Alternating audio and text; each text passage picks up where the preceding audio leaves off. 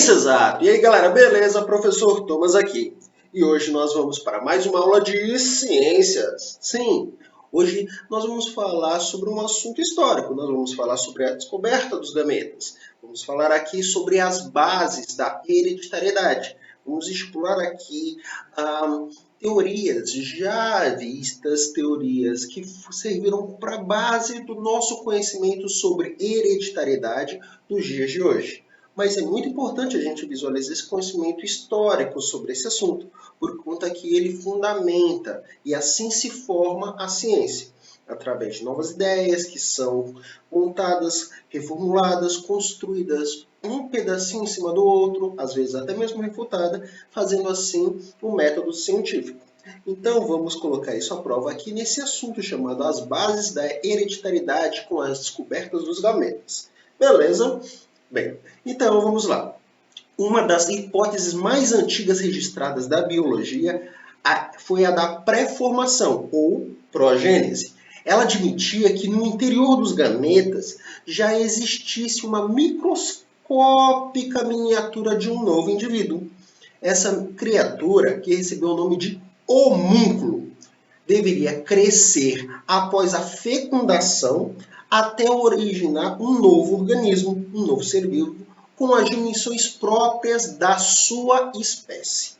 Só com o aperfeiçoamento do microscópio que essa hipótese foi descartada. Até então, é assim que o pessoal pensava que se formava os gametas. No entanto, no passado, Charles Darwin, nascido em 1809, e veio a falecer em 1882, ele propôs lá na Inglaterra a ocorrência da produção em todos os órgãos do corpo de diminutas, bem pequenininhas mesmo, cópias dos indivíduos.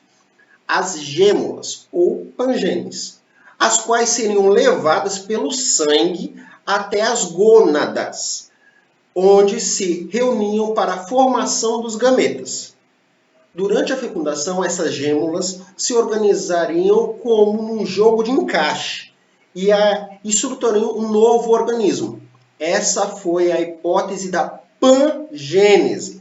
Do grego pan, todos, e gênesis, origem, que explicaria a origem de todos os órgãos, suas formas e funções, de acordo com a semelhança entre pais e filhos. Então, essa foi a teoria de Darwin. Já no fim desse século, Francis Galton, também nascido na Inglaterra, em 1822 e até 1911, sugeria a herança se desse através do sangue.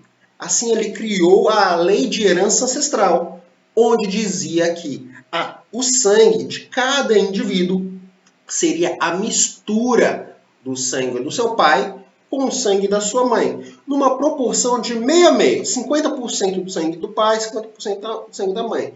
Essa foi a proposta do Francis Galton. Mas não parou por aí, não. Posteriormente, August Weismann, esse nasceu na Alemanha, em 1834 até 1914, ele propôs uma nova hipótese sobre as bases da hereditariedade. Essa seria o seguinte: durante o desenvolvimento embrionário, as células dividir-se-iam em duas linhagens ou grupos, uma contendo o plasma germinativo e a outra não. Somente a primeira delas promoveria a expressão dos caracteres hereditários. Basicamente, essa seria a proposta de August Weismann. Já a hipótese da epigênese, que foi lançada por Carl Ernst von Baer, também nascido na Alemanha, foi a que mais se aproximou da atualidade real, servindo inclusive como base para os conhecimentos atuais sobre hereditariedade. Para von Baer, os gametas não traziam nenhuma estrutura do novo ser.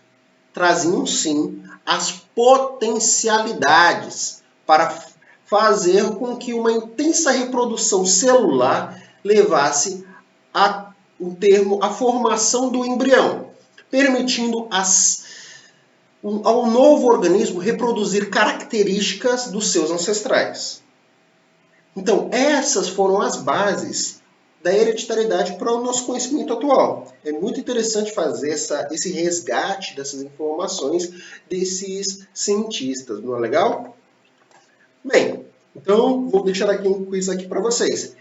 Responda aí nos comentários o que você achou desse conteúdo. Aqui encerra essa aula. Qualquer dúvida, pergunte. Eu estou aqui para ajudá-lo. Pense exato e até mais. Tchau!